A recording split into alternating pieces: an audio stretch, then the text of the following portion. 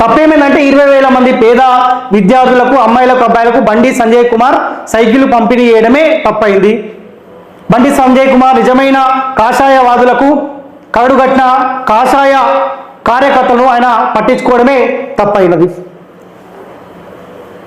నేనేమంటా ఉన్నా, ఇప్పటికైనా చెప్తా ఉన్నా, మీరు ఒక్కసారి ఆత్మవిమర్శ చేసుకోరి. బీజేపీలో ధర్నాలు చేసే పదవులు వస్తాయి అనుకుంటే పొరపాటు, రావు. అట్లానే పోనీ ధైర్యం చేసి ఆర్థికంగా నేను సపోర్ట్ చేస్తా, తెలంగాణ రాష్ట్ర వ్యాప్తంగా తిరిగే పరిస్థితి అట్లా కూడా ఉందా? అట్లా కూడా లేదు. కానీ నేను బండి సంజయ్ కుమార్ గారు కూడా రిక్వెస్ట్ చేస్తా ఉన్నా, మీరు కేంద్ర మంత్రి హోదాలో ఉన్నారు, ఒక కరీంనగర్ ఎంపీగా పనిచేస్తా ఉన్నారు రెండోసారి.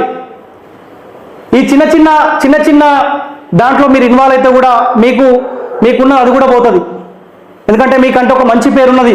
అరే కార్యకర్త నుంచి 2 సార్లు ఎంపీగా కేంద్ర మంత్రిగా భారతీయ జనతా పార్టీ అవకాశం ఇచ్చిందని చెప్పి మీరు దేశానికి కేంద్ర మంత్రి. నేను ఈటల రాజేందర్ గారు కూడా చెప్తా ఉన్నా, దయచేసి బండి సంజయ్ కుమార్ గారి ట్రాప్లో మీరు పడకండి. ఆయనకున్న ఆలోచన విధంగా కాషాయ కార్యకర్తలను, కడుగట్టిన కాషాయ కార్యకర్తలను కాపాడుకోవాలని కొన్ని మాట్లాడుతూ ఉంటాడు. ఆ ట్రాప్లో మీరు పడతారా? ఆ ట్రాప్లో పడడం వల్ల అల్టిమేట్గా మీరే రాజకీయాలకు దూరం అవుతారో ఒక్కసారి మీరు ఆలోచించుకోవాల్సిన అవసరం ఉన్నది.